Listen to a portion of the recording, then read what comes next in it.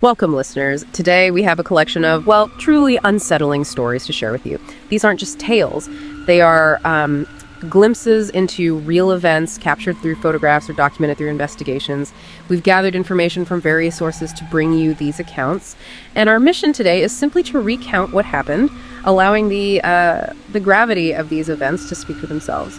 This is our channel, Horror Docs, and we invite you to listen closely as we unfold these narratives. We begin with a story that emerged from the shadows of a very wealthy French family in the late 19th century. Born in 1849, Blanche Monnier was known for her beauty, her delicate manner. At around 25, she fell in love with a lawyer, nearly a decade older than her. He was a man of, let's say, modest means, but she loved him for his kind nature. This is back in 1874. When Blanche expressed her desire to marry him, her mother, Louise Monnier, reacted with complete disdain. She insisted Blanche would marry whom her parents chose. You know, someone suitable. Blanche defied her, though, threatened to elope. That very night, as Blanche tried to escape with a small case, her mother caught her. Right at the bottom of the staircase she'd been waiting. What followed, well, it remained a closely guarded family secret for 27 years. To the public, Blanche just vanished. The story her mother and Uncle Marcel kept repeating was that she'd eloped with the lawyer. The lawyer, however, he insisted he hadn't seen her since she asked to marry him. He actually blamed the Monnier family, the authorities. They were shown an empty armoire, a note supposedly from Blanche, and that seemed to satisfy them. It's kind of incredible. The lawyer died in 1885, still claiming he was innocent, never knowing the truth.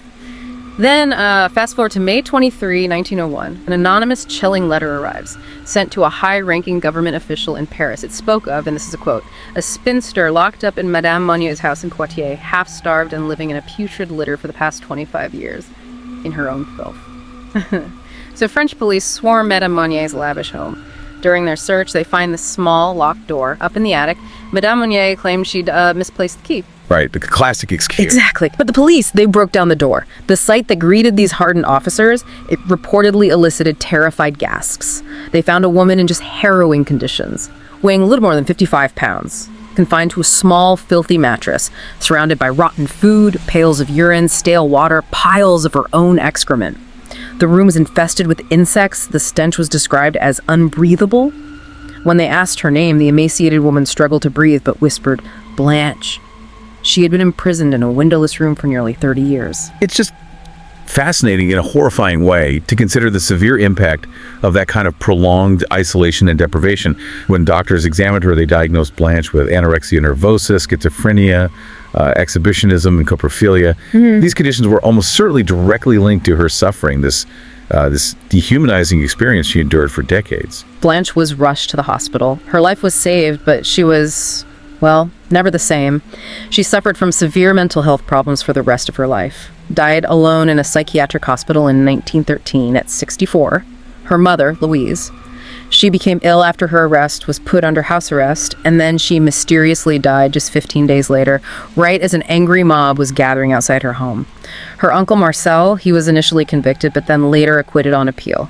The judge found him mentally incapacitated, and crucially, there was no duty to rescue statute in the French Penal Code back then. Which is a key legal point, right? It meant even if he knew legally, he wasn't obligated to intervene. A really disturbing loophole in that era's law. Yeah. Blanche's horrifying story, known in France as La Sequestre de Poitiers, it was almost lost to history, until a novel in 1930 brought it all back, reigniting public horror. Okay, now, we turn our attention to something different, but equally chilling in its own way. Look at this photograph. Seems innocuous, right? Black and white, some dirty stone steps.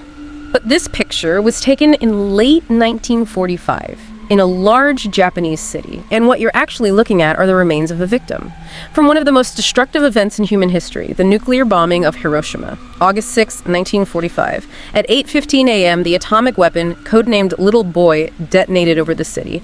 The immediate destruction was, well, unimaginable. Horrendous radiation sickness followed. Around 70,000 people died within days. But just as horrifying were the bizarre ways people died. The masonry in the photo, those steps, they're from the entrance to the Hiroshima branch of the Sumitomo Banking Corporation. Only 2 city blocks from ground zero. 2 blocks. Someone must have been sitting on those steps. Maybe just enjoying the morning sun, you know?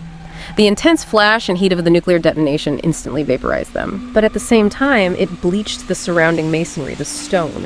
What's left is this person's shadow, perfectly preserved. Their body absorbed the immense energy just before dematerializing. It really highlights the sheer extremity of the energy released. It could leave such an indelible mark. Essentially, it's an imprint of a human being left behind, even though the person was just gone instantly. The individual was never properly identified, of course. The museum now calls it Hitokage no Ishi, which translates to human shadow etched in stone, a very literal description. Yeah. This chilling artifact is now on display at the Hiroshima Peace Memorial Museum, a really stark reminder of the day science fiction became a terrifying reality. Our next story takes us to Chicago, December 1945. Homicide detectives discover the gruesome murder of Frances Brown in her apartment. She was found with a knife in her neck and a bullet wound to the head. Nothing was taken, but her killer left this chilling message. Scrawled on the wall, in her own lipstick, it said, "For heaven's sake, catch me before I kill more. I cannot control myself." The investigation eventually led police to a 17-year-old William Herons. On June 26, 1946, Herons was arrested for attempted burglary. Despite insisting he was innocent at first, he later made 2 full confessions to 3 separate murders, including Frances Brown's. Then, on September 4th, Herons admitted his guilt on the burglary and murder charges, and then he immediately tried to hang himself in his prison cell, which wildly contradicted his earlier statements that he was only confessing to avoid the electric chair. It suggests something much deeper was going on. Yeah, and there's a potential psychological insight here, especially considering his own words, "I cannot control myself," for people like William Herons. It suggests that killing might not be about motive in the usual sense, like robbery or revenge. It might be the only way they can achieve some kind of emotional release, or perhaps quiet some internal torment. His words imply this terrifying self-awareness of his own nightmarish situation, yet a complete inability to stop himself. Right. And to this day, no real motive has ever been established for the murders. Just the horrifying possibility that some individuals are consumed by an uncontrollable urge to kill. It's deeply disturbing. Okay, let's shift again. Take a look at this photograph. It shows a preteen girl in a tartan dress. Her footing looks shaky, her hands are raised for balance, her legs are emaciated. This is Jeannie Wiley, also known as the Feral Child, born in 1957 in Arcadia, California. Jeannie grew up under the horrifying control of her father, Clark Wiley. He was a deeply troubled man who apparently despised the idea of having children. After his own mother died when Jeannie was just over a year old, Clark's mental state just deteriorated into sadism and cruelty. He became convinced Jeannie was mentally deficient, even though doctors said otherwise, and he locked her away. For the first 13 years of her life, Jeannie was kept in a blacked-out room, basically a prison cell, often chained to a toilet, restrained in a makeshift straitjacket, never potty-trained, never educated, just isolated. Her isolation was so extreme that when she finally escaped in 1970, her grasp of English was basic, at best. When asked about the abuse, she could only say fragmented things like, "Father hit arm, big wood," Jeannie cried. "No, spit father, hit face, spit father, hit big stick father, you're angry." It's just heartbreaking fragments. And Jeannie's case, as horrific as it is, became incredibly important for linguists.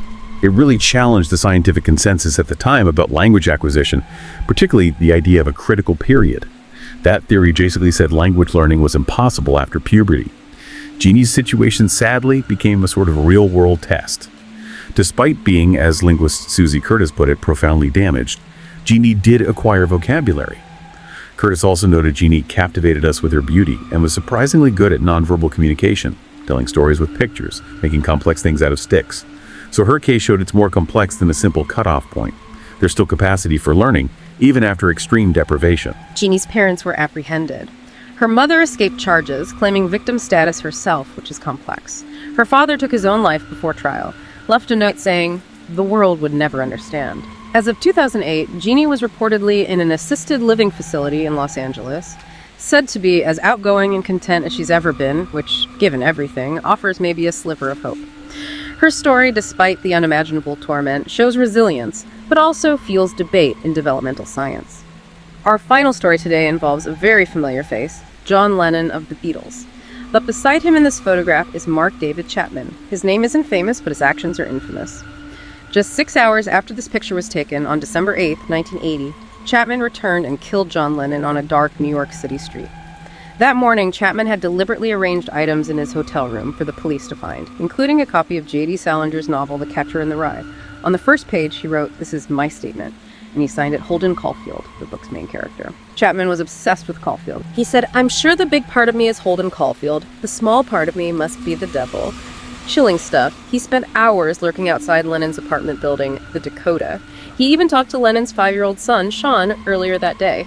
Finally, just before 11 p.m., Lennon and Yoko Ono returned home. Chapman waited. As Lennon was perfectly framed by an archway, Chapman produced a .38 revolver. He said, "Mr. Lennon," and then fired 5 hollow-point bullets into his back and shoulder. Lennon was pronounced dead on arrival. Chapman's psychological state was, understandably, intensely studied afterwards. Diagnoses ranged widely: acute psychosis, paranoid schizophrenia, various personality disorders, causing him to disassociate apparently. But here's the crucial legal point.